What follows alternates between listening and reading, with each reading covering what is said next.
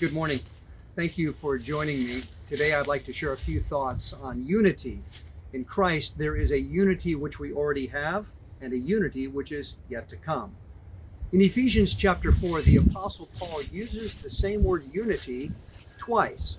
In verse 3, the Apostle Paul says that we are to be eager to maintain, or we are to endeavor to preserve the unity of the Spirit in the bond of peace. In verse 13, the Apostle Paul, after speaking of Christ who descended and ascended and gave gifts to the church, he says that this was done until we all attain to the unity of the faith.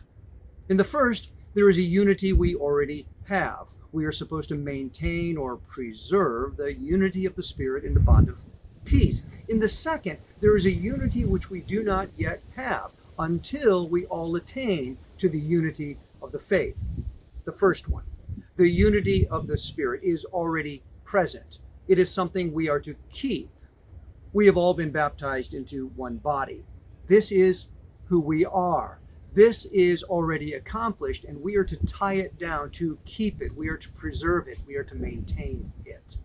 The second one, the unity of the faith, this is still happening. This refers to our growing in Christ, our pressing on in maturity, no longer being knocked about by various doctrines, and growing ever more in our conduct unto Christ likeness.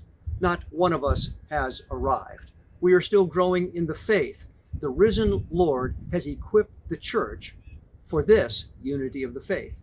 So we see that we have a unity which is already present, and there's a unity which is yet to come, some kind of now and not yet.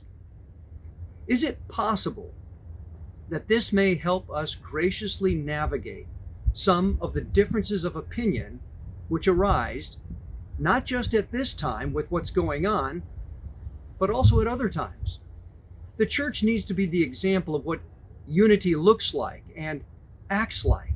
So let us begin with the unity of the Spirit in the bond of peace. This is our identity in Christ. We are not our own. This is a present gift. Let us endeavor to maintain this.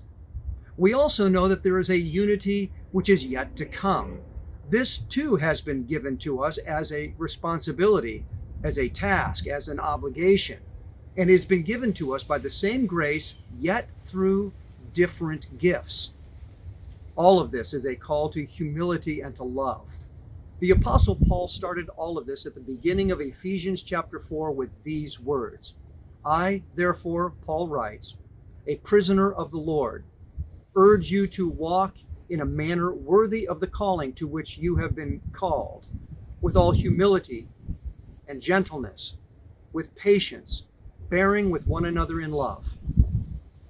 Let us press on with the unity we have and the unity that will still come. Thank you for joining me. May the Lord continue to bless you and keep you.